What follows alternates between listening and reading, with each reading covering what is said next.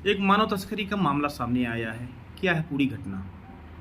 ये थाना मऊगंज क्षेत्र का वर्ष 2018 में फरियादिया ने रिपोर्ट की थी कि इसकी नाबालिग लड़की घर से निकली थी, जो कि शाम तक वापस नहीं आई। 2-3 दिन तलाश करने के बाद में जब नहीं मिली तो ये थाने में रिपोर्ट करने आई थी और थाने में रिपोर्ट पंजीबद्ध कर इसकी लगातार विवेचना की जा रही थी।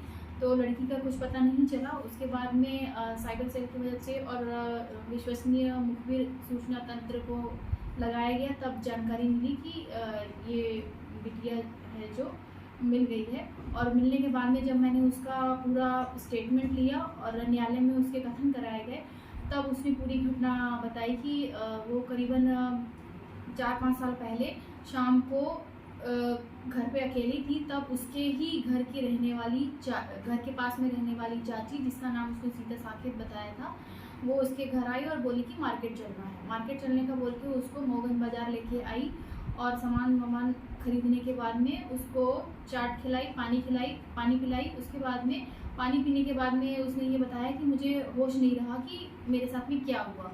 फिर जब वो उसको होश आया और उसने देखा कि वो एक बंद कमरे में है और वहाँ पे एक आदमी है। और उस आदमी से जब वो रोकर पूछने लगी कि मैं यहाँ कैसे आई, मुझे कौन लेके आया, तब उसने ये बताया कि तुम्हारे चाची और गांव का रहने वाला गुलशेर जो है, उसने तुमको मुझे 70,000 रुपये में बेच दिया है। और फिर उसने बोला कि मुझे मेरे घर छोड़ दो। तब उसने उसको नहीं छोड़ा और करीबन 1 वर्ष तक वो उसके पास में रही। उसी दौरान वो उसको मारता पीटता और उसका शारीरिक रूप से शोषण करता था। तो काफ़ी परेशान और हताश होकर उसने 1 वर्ष का समय उसके साथ में व्यतीत किया। और जब उसको ये जानकारी मिली कि वो आदमी जो वहाँ रहता था, उसका नाम उसने विक्रम साकेत बताया, जो दमोह ज़िले से बिलॉन्ग करता है। तो वो मौका देखकर वहाँ से किसी तरीके से अपनी जान बचाकर भाग गई और वहीं दमोह ज़िले के ही दूसरे गांव में वो जीवन यापन करने लगी, मजदूरी करने लगी। और उसको एक लड़का मिला, ओमकार पटेल नाम है जिसका।